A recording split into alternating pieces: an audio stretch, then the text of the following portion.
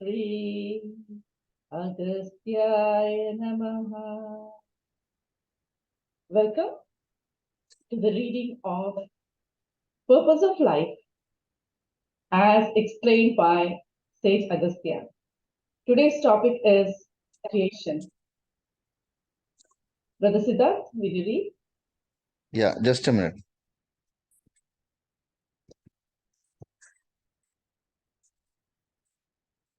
Sage Agastya says, Om. Everyone knows that light comes from the sun. However, who knows where the sun was born? We cannot see this with our physical eyes. When great ones close their eyes and look through their third eye, the explanation for this forms there. If light should shine, there should be fire. If there is to be a fire, there should be something there.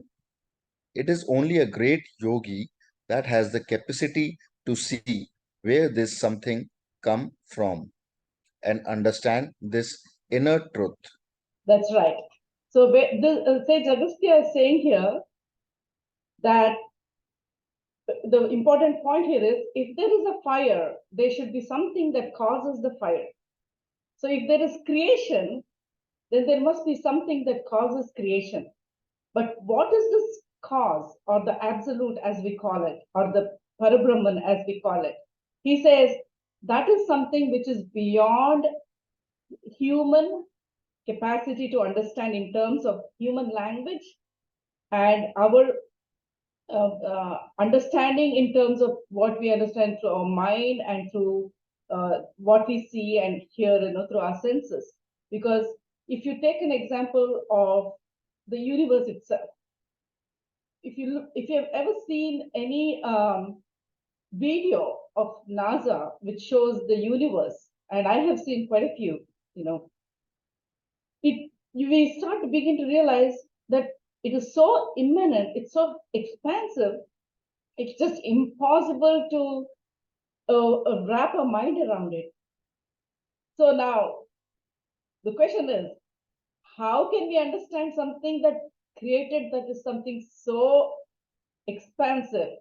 The physical part of which we can see, which is the universe, the different stars and the galaxies through our scientific, methods and our space voyages. But how can we wrap our mind around what it is that created it? So the understanding of the absolute is beyond human comprehension in the physical world. However, he says it's only when a yogi goes within and starts meditating that the truth will dawn within him, and that can never be explained in our human language. So that is the layer of truth that we can understand from this particular paragraph. Please continue, Brother Sita.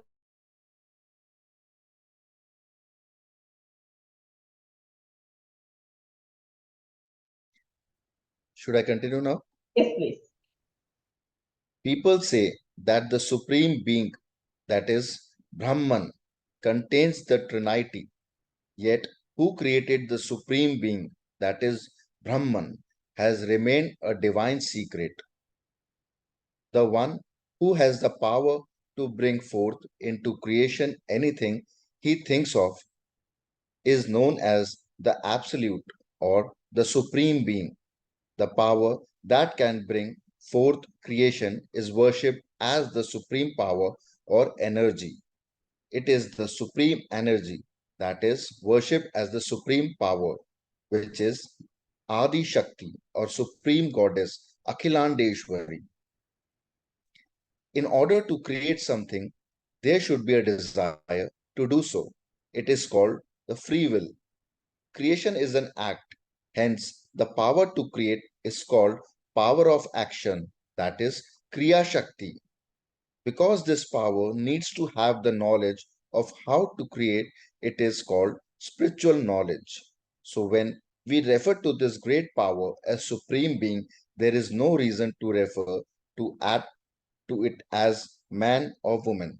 Right. The wise, yeah, So, Brother Siddharth, let me try to explain this a little bit. He says the supreme being contains the Trinity. The Trinity in Hinduism is Brahma, Vishnu, Maheshwara. In Christianity, they call it the God, the Son, and the Holy Ghost. It doesn't matter what religion calls it by any name. We all know that there is the absolute, and then comes the creative principle and the other things that make creation happen. So, what is it that brings out, which is the source of creation, is the absolute, which is the supreme being. There is no doubt about it.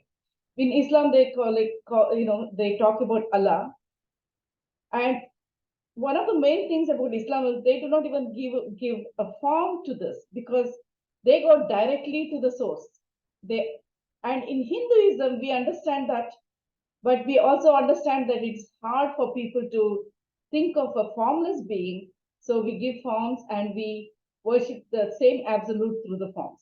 But it's all that one absolute, whether we are Christians, Hindus, Jews, Muslims, there's only one absolute, there is only one creation.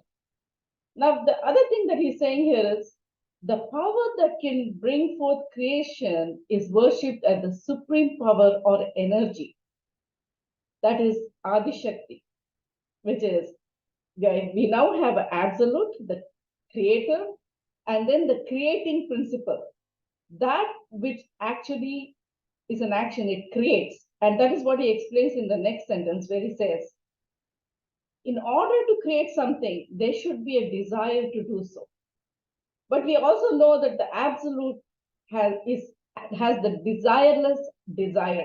That's what our Vedas talk about. That is why creation happened.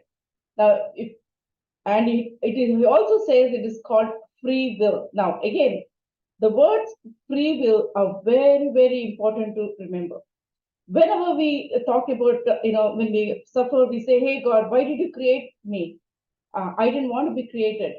But we must understand that as small souls, which are part of the big absolute, which is like drops of ocean, we are the drops of ocean, and absolute is the ocean. We ourselves have that creative principle within us. It is very hard to understand that, but as we progress in this path, we will understand that we came here because we wanted to be here, because we wanted to experience and express. That is the whole secret of creation. Now he says, creation is an act. Hence, the power to creation is called the power of action, Kriya Shakti. So the absolute is just being. Nothing happens. But in order for the absolute to know itself, in order for creation to happen, there should be action, there should be duality, and that is where creative principle comes in, which is the power of action, Kriya Shakti, or we call it the Parashakti.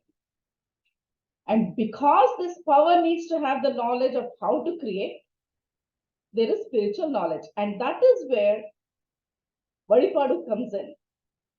To understand why creation, or to even to create, jnana, knowledge is very, very important.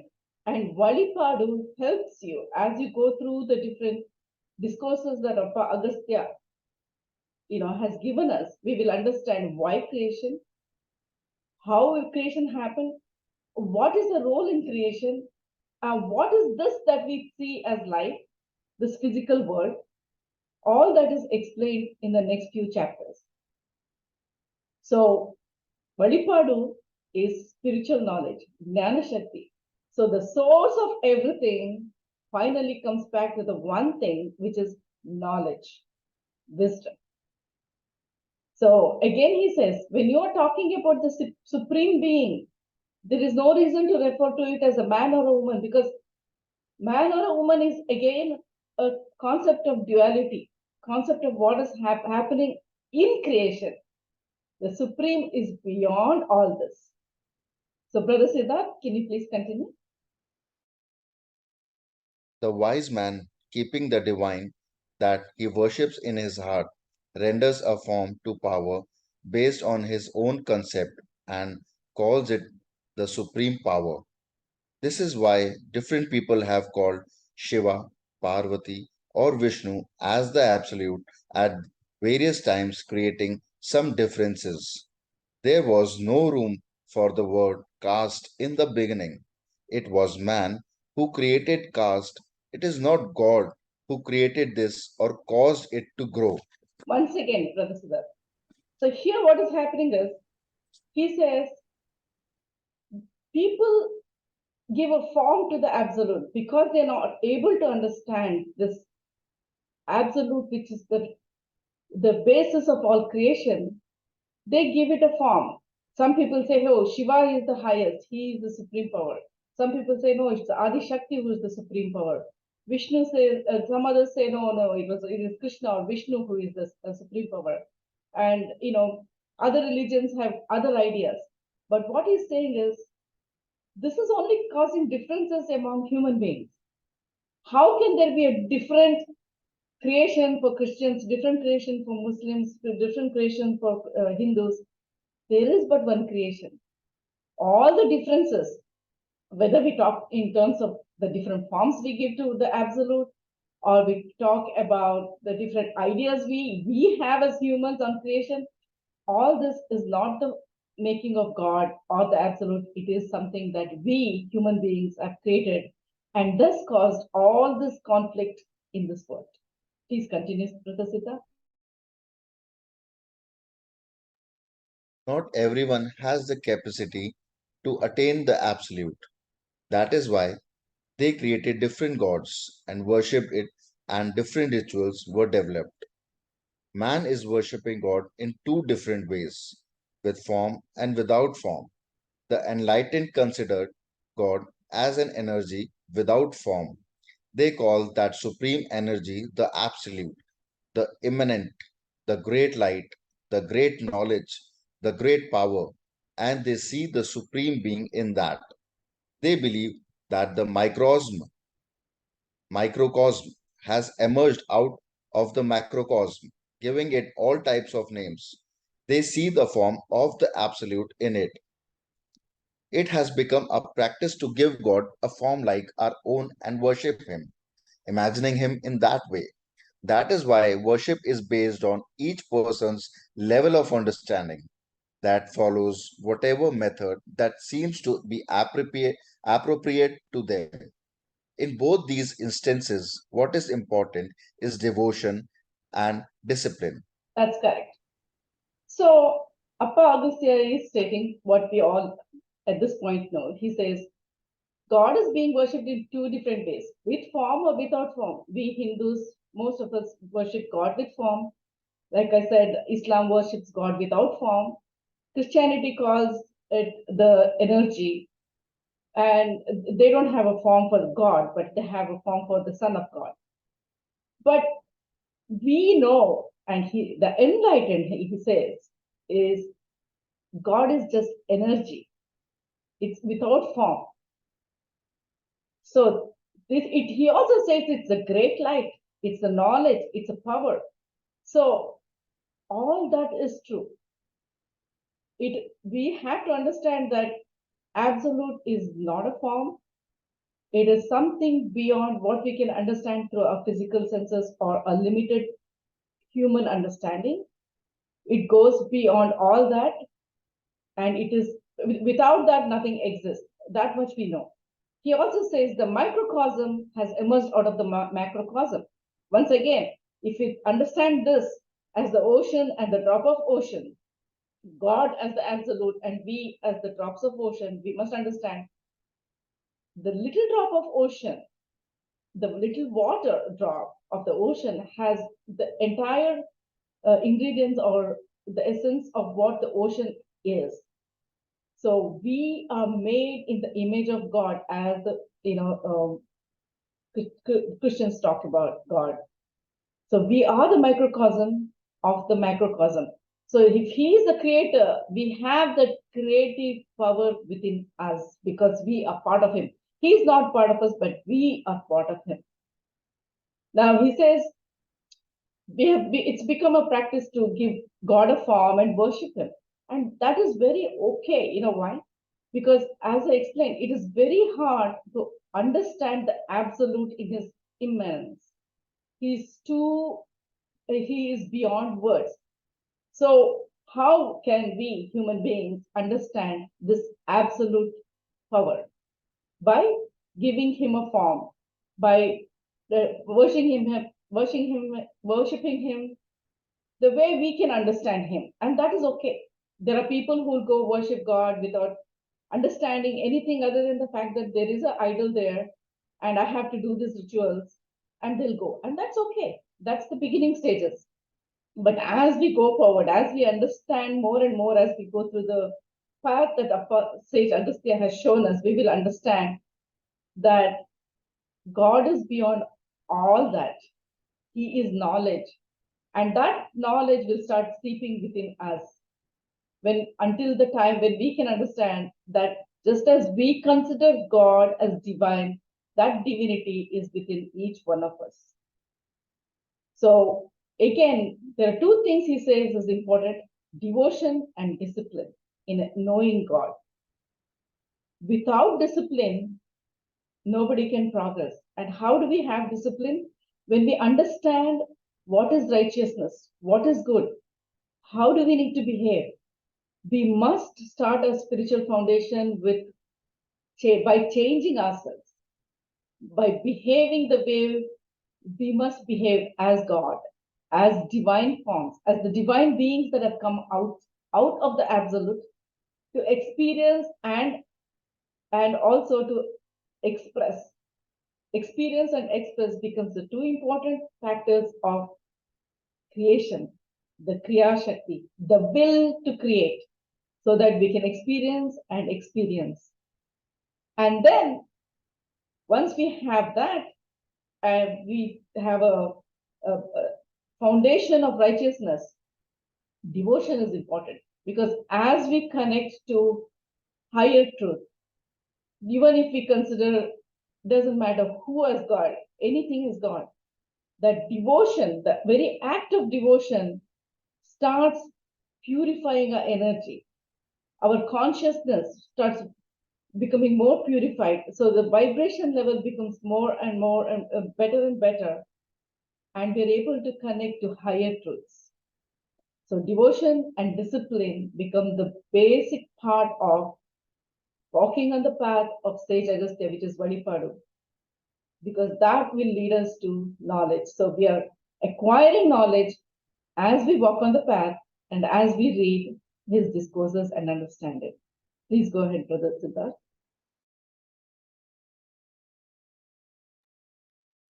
The most important factor to progress in the spiritual path is how a person behaves and thinks while living in this world. To progress in the spiritual path, firstly, a person needs good behavior, devotion, cleanliness, knowledge, and meditation. When these characters and behaviors develop in a person, there is progress in the spiritual path.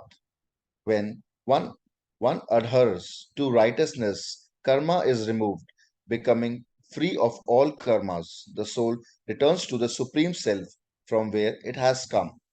It is only then that such a person becomes liberated while living. He attains liberation. Beautiful.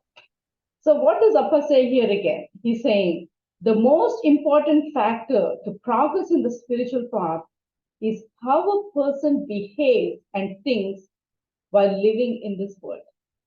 So many people start on the path of spirituality. They start, going to meditation classes. They focus on the mudras of the hand, how to hold the hand, how to sit, what is the position of the yogic postures. They want to, activate their chakras. They want to go, activate the kundalini. But more important than all that, Appa says, is how we behave and think while living in this world. For us who have not yet understood the higher truth, this is reality. That we wake up every day, we go through all the motions we go through, which is we, eat our food, we talk to people, we go out into the world, we work. All that is part of a reality. No man can just escape from that. So living in that reality, how can we be spiritual? The important part he says is to behave and think right. So in every action, every thought, while living in this world, we must continue to observe how we are thinking, how we are reacting, what we need to say, how we are saying it. And if we make a mistake, it's okay to understand that we made a mistake and continuously change for the better. So Appa says, to progress on the spiritual path, a person needs good behavior. Once again, dharma. Sanatana dharma is what we call Hinduism, which is basically the way of living. And that is the same whether you're a Muslim or a Christian or any other religion.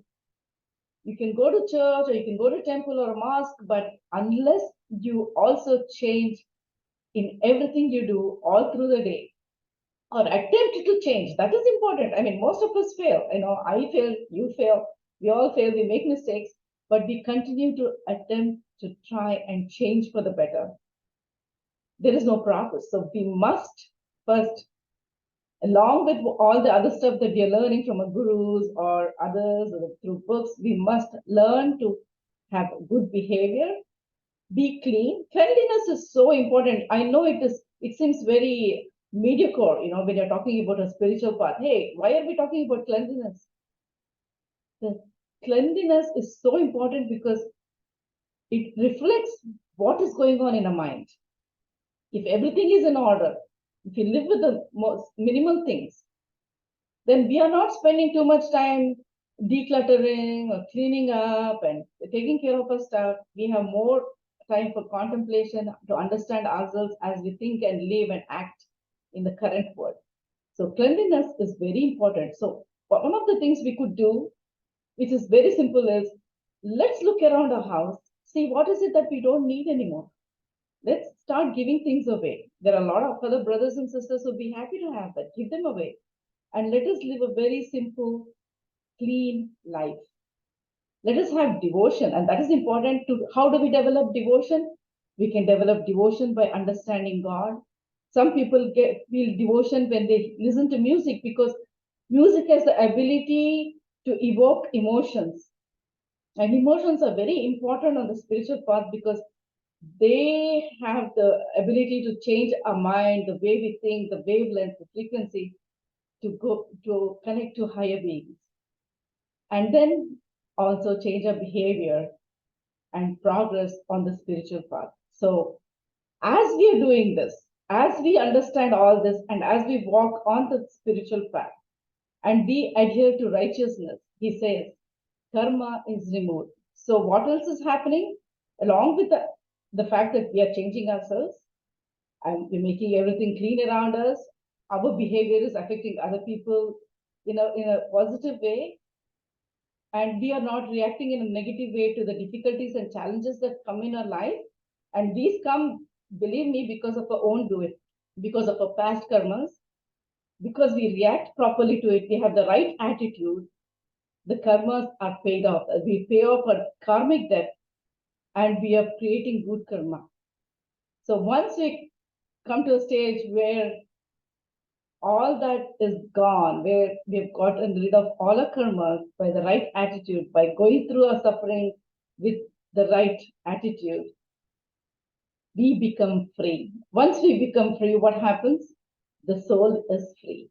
Because the karmas we create adheres to the soul. The desires we create adheres to the soul. So after we pass from this life and when we come back, we have to take birth again.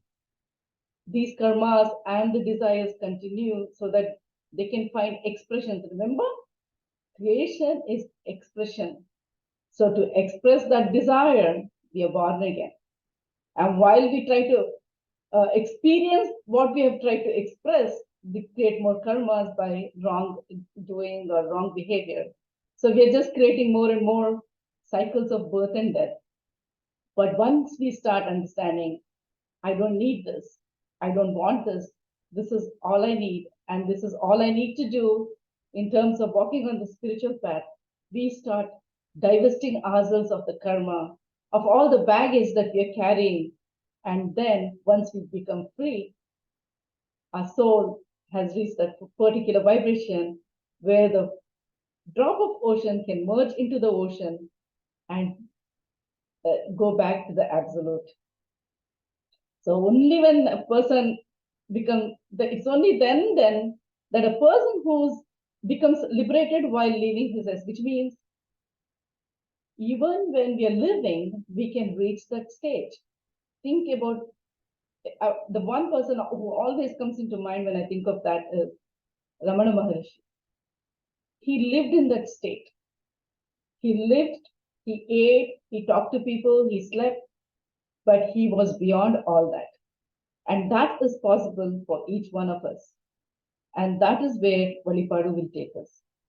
So for today, we are going to conclude the reading here. But if anybody has anything that they would like to add or ask or discuss, you're more than welcome to do so. Sister Aarti, Brother Siddharth, any thoughts? No, but I just want to add one thing in this about the absolute, what Munivar has guided. In this, it is written that power of action, it is known as Kriya Shakti.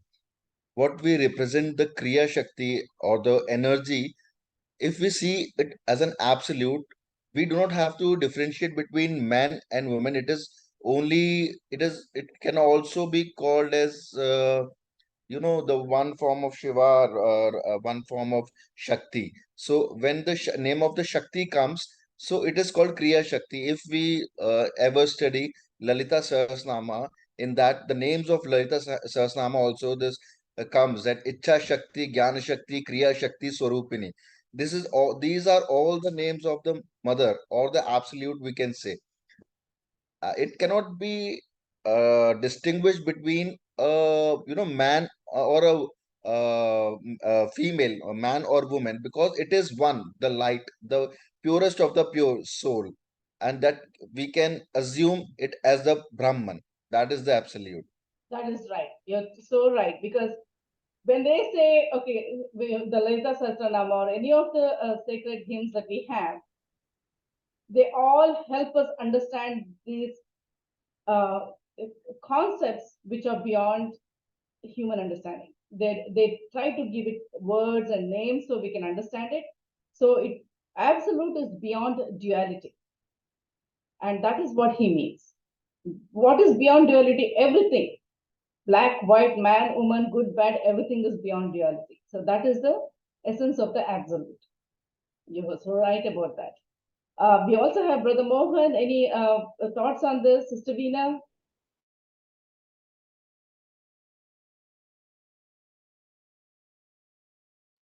Okay, so today we will conclude with this. Next week we will start with who is Brahman, and that is a very beautiful chapter again where August has explained that beautifully. So for now, we'll go ahead and chant Om Shri Agastishwaraya Namaha. And as usual, remember when you finish reading this chapter, try to contemplate on it. Find a place in your house which is clean, which is away from all other activities. Sit straight, focus on the place between your eyebrows, keep your eyes closed, keep your head straight, you know, not bent or looking up, just straight, and then just contemplate, just watch your breath and contemplate on what Appa has shown us or told us through the Vazhipaadu, and the truth will start coming in. It's just a matter of practice. And it's not only that part of the time when you're thinking of this, during the day, as we go about all the natural, tasks that we do, let us remember what Appa said and try to live a spiritual life. So let us chant. Om Shri Agastishwaraya Namaha. Om Shri Agastishwaraya Namaha.